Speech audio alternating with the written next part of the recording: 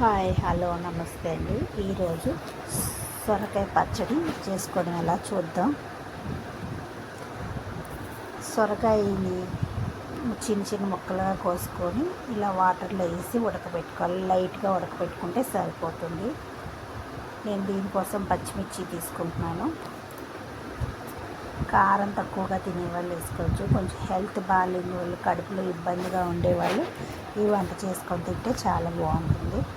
ఇది ట్రై చేయండి. Health issue వచ్చినప్పుడు కడుపు చాలా తేలిగ్గా ఉంటుందండి.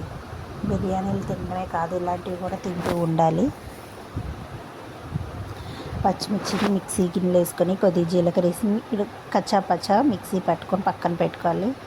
పెరుగును బీట్ చేసుకోవాలండి.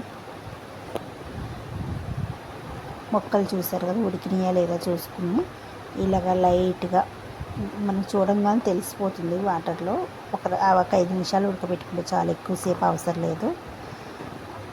అలా గిన్నెలకు వడకట్టేసుకుందాము. ఇప్పుడు తాలింపు వేసుకుందామండి. పోపు దినుసులు, కరివేపాకు అన్నీ వేసుకోవాలి. ఎండుమిర్చి, జీలకర్ర,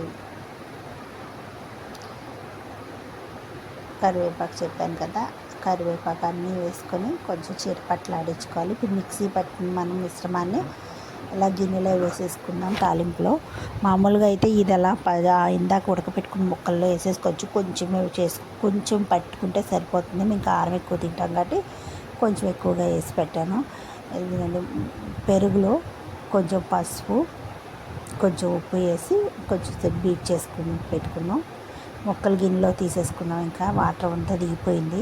ఆ వాటర్ వాడుకోవచ్చు, కానీ ఎందుకులే మనం పెరుగు వేసుకొని వాడుకుంటే కరెక్ట్గా ఉంటుందని పెరుగుని కొంచెం మజ్జిగలా లూజ్గా చేసి వేసేసుకున్నామండి.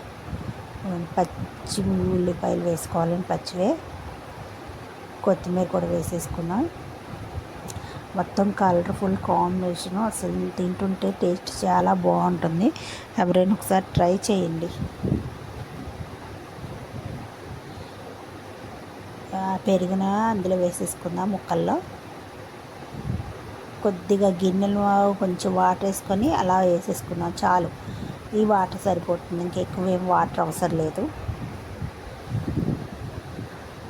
ఇదిగోండి, ఇలా కలిపేసుకొని పక్కన ఉంచుకుందాం.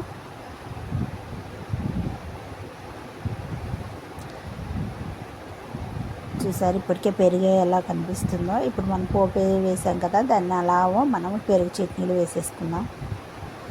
అయిపోయిందండి, సొరకాయ పెరుగు చట్నీ రెడీ. చాలా ఈజీగా చేసుకోవచ్చు. టేస్ట్ కూడా చాలా బాగుంది. ట్రై చేయండి. నచ్చితే లైక్ చేయండి, షేర్ చేయండి, సబ్స్క్రైబ్ చేయండి ప్లీజ్.